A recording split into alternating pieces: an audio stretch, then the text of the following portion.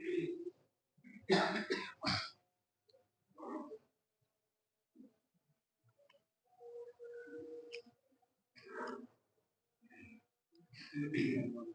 الحمد لله نحمده ونستعين ونستغفره ونعوذ بالله من شرور أنفسنا ومن سيئات أعمالنا من يهد الله فلا مضل له ومن يضلله فلا هادي له وأشهد أن لا إله إلا الله وحده لا شريك له وأشهد أن محمدا عبده ورسوله أما بعد أعوذ بالله من الشيطان الرجيم يا أيها الناس اتقوا ربكم الذي خلقكم من نفس واحدة وخلق منها زوجها وبث منهما رجالا كثيرا ونساء واتقوا الله الذي تساءلون به والأرحام إن الله كان عليكم رقيبا قال سبحانه وتعالى والعصر إن الإنسان لفي خسر إلا الذين آمنوا وعملوا الصالحات وتواصوا بالحق وتواصوا بالصبر قال النبي صلى الله عليه وسلم بدا اسلاما غریبا وسيعود كما بدا غریبا وطوبى للغرباء۔ اے لوگوں، آج اس جمعہ میں آپ جمع ہوئے، اللہ کا کرم ہو، فضل ہو۔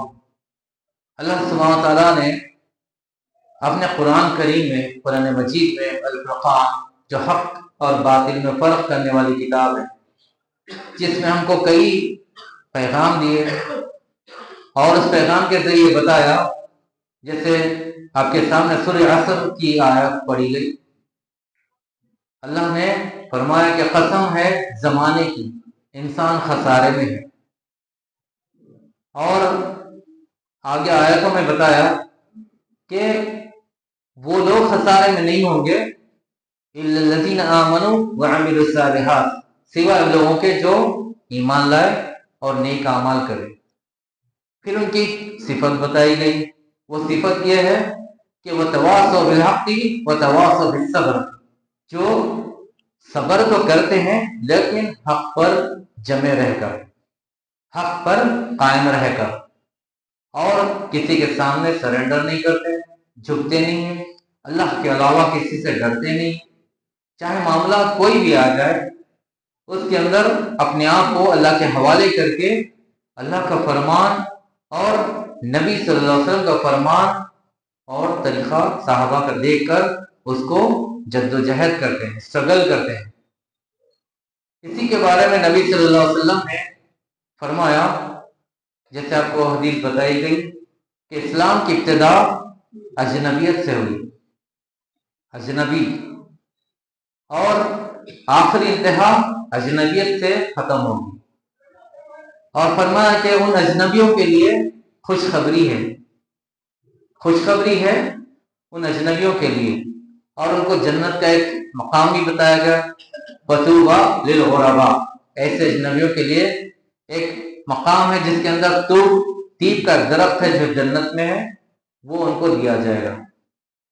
آج مسلمان بہت پریشان حال ہے، کوئی معاشی حالات سے پریشان، فائنانشیل، اور کوئی صحت کے طرف سے پریشان، اور کوئی بیماریوں سے، روحانی، جسمانی، الگ الگ بیماریوں سے پریشان ہے۔ اور اس کے ساتھ آج مسلمان کا یہ حال ہے، شاید اللہ ماشاءاللہ اگر بولا جائے تو 100 میں سے 98%، 98% جو ہے لوگ بے حس ہو چکے ہیں اور نفسا نفسی کے عالم میں جی رہے ہیں۔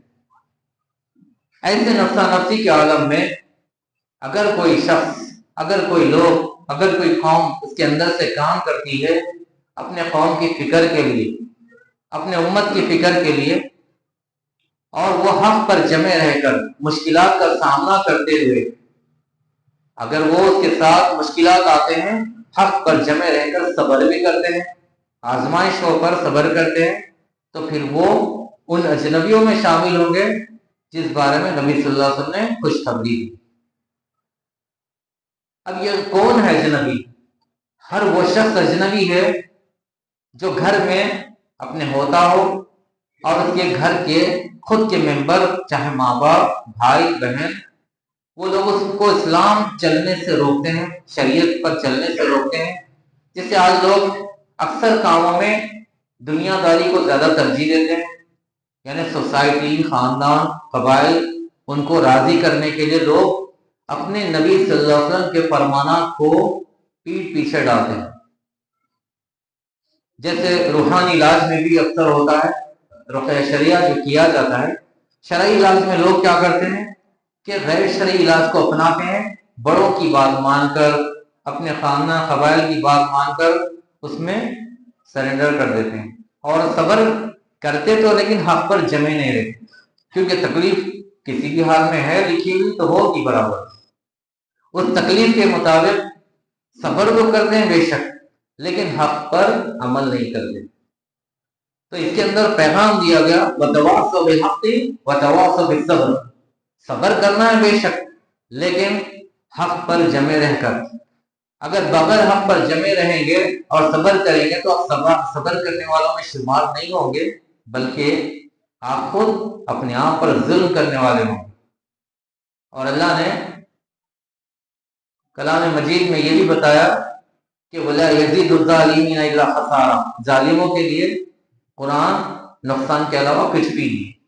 آج امت قرآن پڑھتی ہے، نماز پڑھتی ہے، زکوٰۃ دیتے ہیں، اور سبحان اللہ حج کرتے ہیں، رمضان کے روزے رہتے ہیں، سب کچھ کرتے ہیں، چیریٹی لاکھوں کروڑوں کی چیریٹی بھی کرتے ہیں، کہ جو اپنی استطاعت رکھتا ہے اس کے حساب سے کرتے ہیں، لیکن پھر بھی غور کریے کہ برکتیں اڑی ہوئی ہیں، برکتیں اڑی ہوئی ہیں، سکون نہیں ہے، کسی کو سکون نہیں ہے۔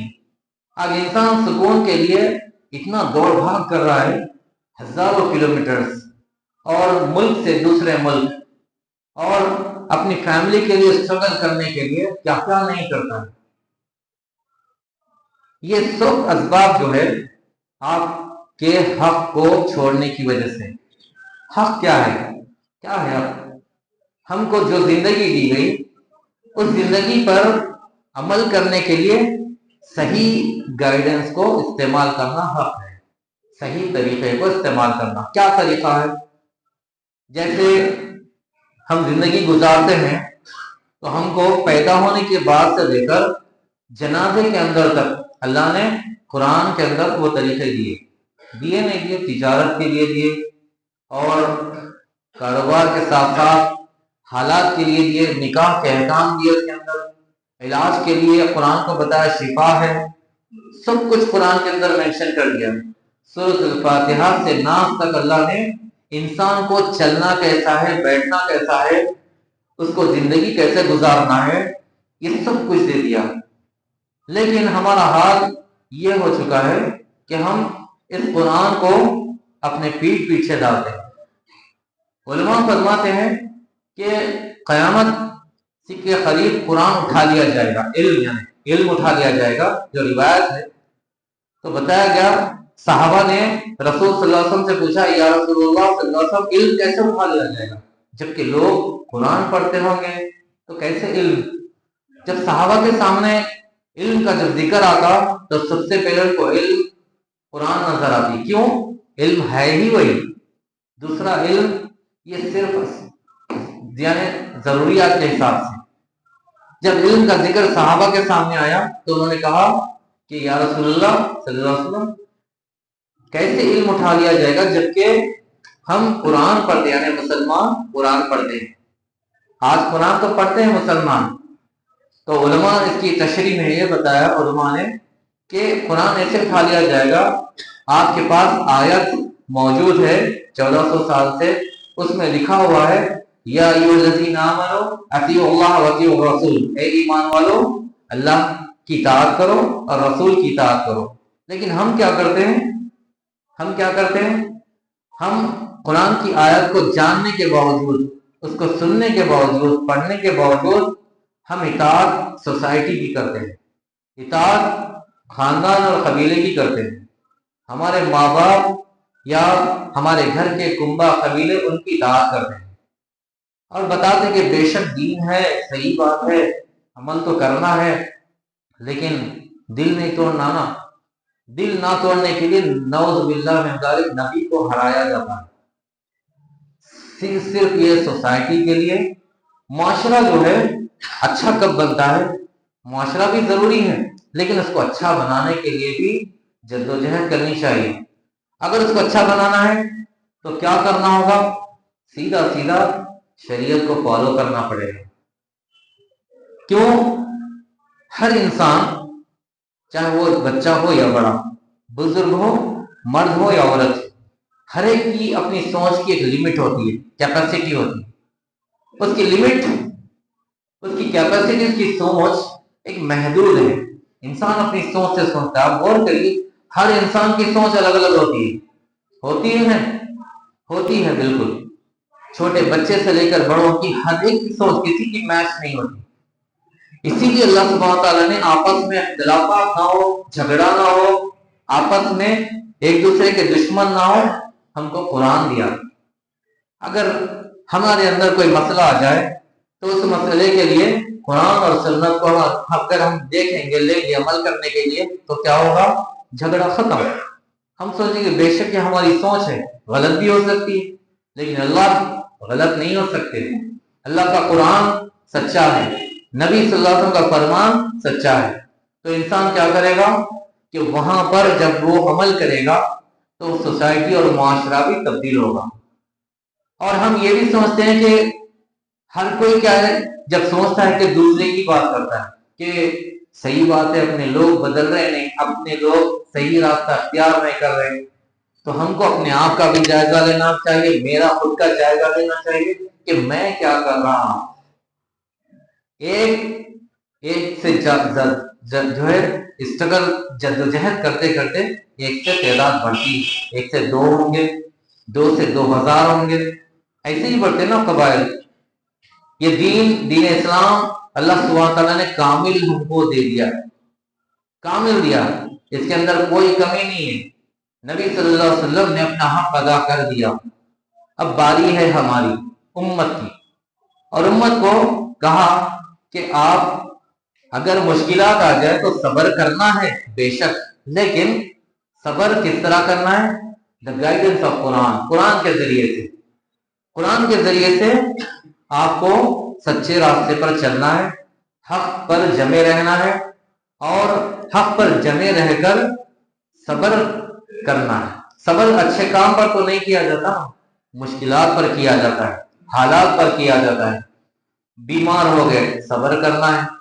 آزمائش آ گئی، فائنینشیل انکلوژنس آ گئے، معاش کے پرابلم آ گئے، حالات خراب ہو گئے انسان کے، تو اس پر صبر تو کرتے ہیں نا انسان، لیکن انسان اگر اس میں حق پہ جمع نہ رہے تو کیا ہوتا ہے؟ نفسیاتی بیمار ہو جاتا ہے، ڈپریشن کا شکار ہو جاتا ہے۔ اکثر لوگ اس سچویشن میں کیا کرتے ہیں، جب گائیڈنس نہیں ملتا ہے، صحیح رہنمائی نہیں ملتی ہے، تو سوچتے ہیں کہ شاید کسی نے کچھ ہم کو جادو تو نہیں کروا دیا، کسی کی حسد تو نہیں لگ گئی، کسی کی نظر تو نہیں لگ گئی۔ تو تھوڑا سا اپنا خود کا جائزہ لینا چاہیے کہ واقعی میں کیا ہمارا اسٹیٹس ہے، ہمارا اللہ سے تعلق کتنا پکا ہے، اللہ سے ہم کیسے مضبوط ہیں یا نہیں، اور نبی صلی اللہ علیہ وسلم کے فرما بردار ہے یا نہیں۔ صحابہ نے پوچھا تھا نا کہ نبی صلی اللہ علیہ وسلم نے فرمایا کہ تم مجھ سے محبت کتنی کرتے ہو، پوچھا تھا، تو صحابہ نے کہا یا رسول اللہ صلی اللہ علیہ وسلم، ہم اپنے ماں باپ، اپنے سارے چیزوں سے زیادہ محبت کرتے ہیں سوائے جان کے، یعنی اپنی جان سے۔ تو کہا کہ تمہاری محبت کامل نہیں ہوئی جب تک کہ تم اپنے ماں، اپنے باپ، اپنی جان، اپنا سب کچھ اس سے زیادہ مجھ سے محبت نہ کرو تو تم ہماری محبت میں پورے نہیں ہوگے۔ اور نبی کی محبت کا دعویٰ اگر ہم کرتے ہیں تو کیا کرنا پڑے گا؟ فرما بردار بننا پڑے گا۔ جیسے انسان ماں باپ کے فرما بردار بنتے ہیں، ماں باپ ایک سبب ہے، اسباب ہے، ایک رشتہ ہے، اور بھائی بہن، کنبہ، قبیلہ، یہ سب اسباب ہیں، لیکن اگر آپ کو راہ ہدایت دیکھنا ہے، صحیح چلنا ہے، تو آپ کو کیا کرنا پڑے گا؟ قرآن اور سنت کا پیغام دیکھنا پڑے گا۔ کس سچویشن میں یہ مشکلات آ گئے تو کیا کرنا چاہیے. جیسے اللہ نے فرمایا کہ اعوذ باللہ من الشیطان الرجیم یا ایھا الذین آمنوا استعینوا بالصبر والصلاۃ، اے ایمان والو نماز اور صبر سے مدد لو. ان اللہ مع الصابرین، بے شک اللہ صبر کرنے والوں کے ساتھ ہے. اب اللہ نے کہا کہ ایمان والو نماز اور صبر سے اللہ کی مدد لو. نماز کا ذکر کیوں کیا اللہ نے؟ کیونکہ نماز آپ کو اپنے رب سے ڈائریکٹ کنیکٹ کرتی ہے. جب اللہ سے آپ یعنی سیدھے مخاطب ہوں گے تو پھر آپ کی عبادت کے ذریعے اللہ کی تکلیفوں کو دور کرنے میں آسانی کر دے گا، آپ کے مشکلات پہ صحیح راہ دکھائے گا، اور آپ اس کے ذریعے سے پھر صبر کرنے میں کامیاب ہو سکتے ہیں. ہر دن ایک نہیں رہتا، آج رات ہے تو کل صبح ہوگی، آج ایک دن ہے تو دن بدلے گا، آج مشکلیں ہیں غم ہے کل راحت ہوگی، تکلیف دور جائے گی. اسی کے بارے میں بتایا گیا کس چیزوں پہ صبر کرنا ہے. اللہ نے اس کو پوائنٹس کو گن کر قرآن کے اندر مینشن کیا، بتایا کہ کن چیزوں پہ صبر کرنا ہے. آگے اللہ نے بتایا وَلَنَبْلُوَنَّكُمْ بِشَيْءٍ مِّنَ الْخَوْفِ وَالْجُوعِ وَنَقْصٍ مِّنَ الْأَمْوَالِ وَالْأَنفُسِ وَالثَّمَرَاتِ وَبَشِّرِ الصَّابِرِينَ. اللہ نے 5 چیزوں کو گن کر بتایا. وَلَنَبْلُوَنَّكُمْ، ہم تم کو مبتلا کریں گے، تکلیف میں ڈالیں گے، آزمائش دیں گے، تم کو مصیبت پہنچے گی، تم کو صحت سے بیمار کیا جائے گا، الگ الگ طریقے سے آزمائش آئے گی، مبتلا کیا جائے گا. کس کے ذریعے؟ والجوع، بھوک کے ذریعے، یعنی آپ بیمار ہوں گے کھا نہیں سکیں گے، یا پھر کہیں ایسا ہوگا تنگی ہو جائے گی، کھانا میسر نہیں ہوگا، بھوک کے ذریعے سے آزمایا جائے گا. اور ڈر کے ذریعے سے آزمایا جائے گا. ڈر کس چیز کا؟ ڈر جو ہے آج جو ڈر ہے رشتے ٹوٹنے کا، آج جو ڈر ہے اپنی جان کا، آج جو ڈر ہے اپنی عزت خراب ہونے کا، الگ الگ ڈر ہوتے ہیں، یہ آزمائش ہے. والخوف والجوع، ڈر اور خوف اور بھوک کے ذریعے.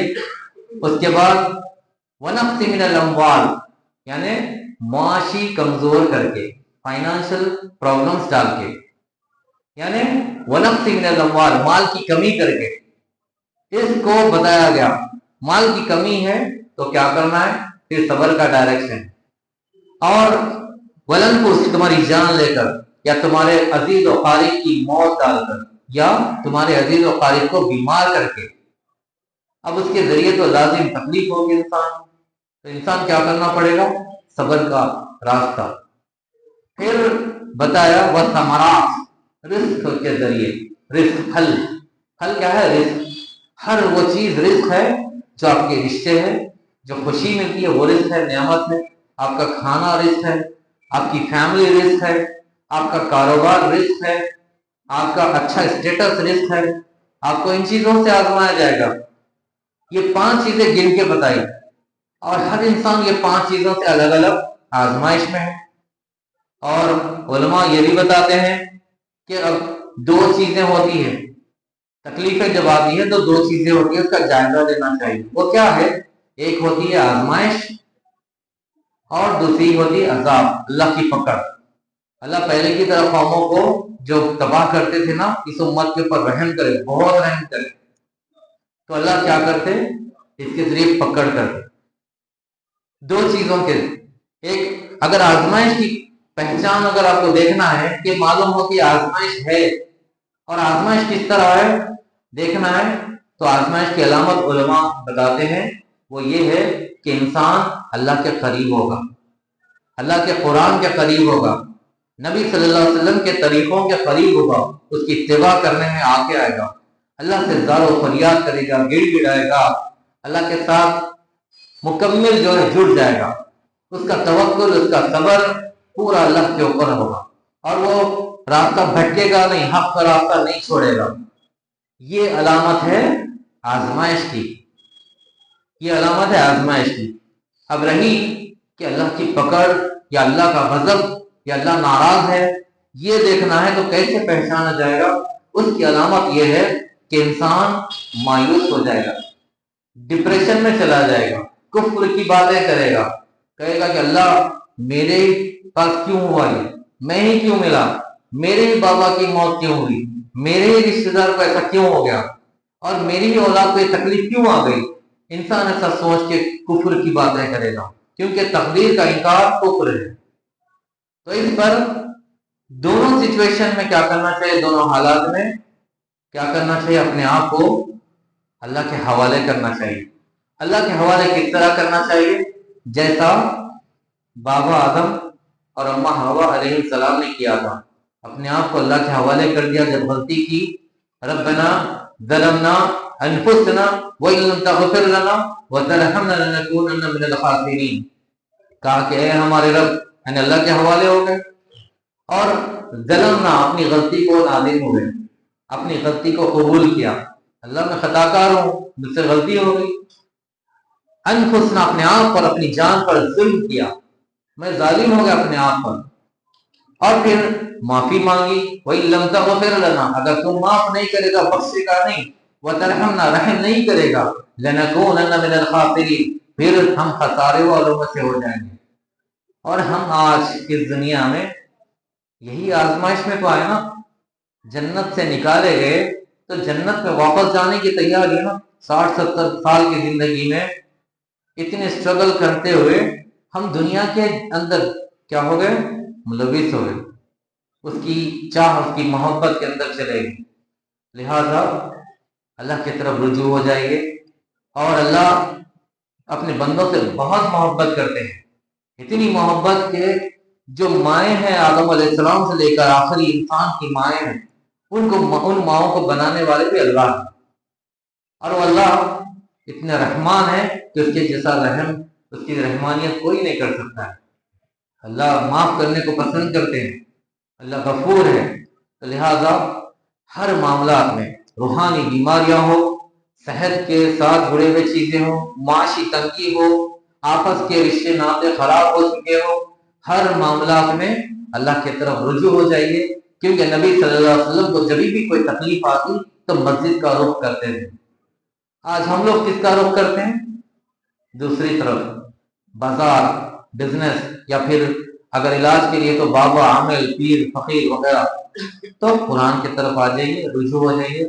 अल्लाह हमारे हालों पर रहम फरमाए और सिरात मुस्तकीम पर चलाए, और कुरान और सुन्नत और सहाबा के तरीकों पर चलना नसीब फरमाए, और उम्मत के हालों पर, वो हाल पर रहम फरमाए जो माश में परेशान हाल है, कर्जों में मुब्तला है, अल्लाह कर्जों में आसानी फरमाए।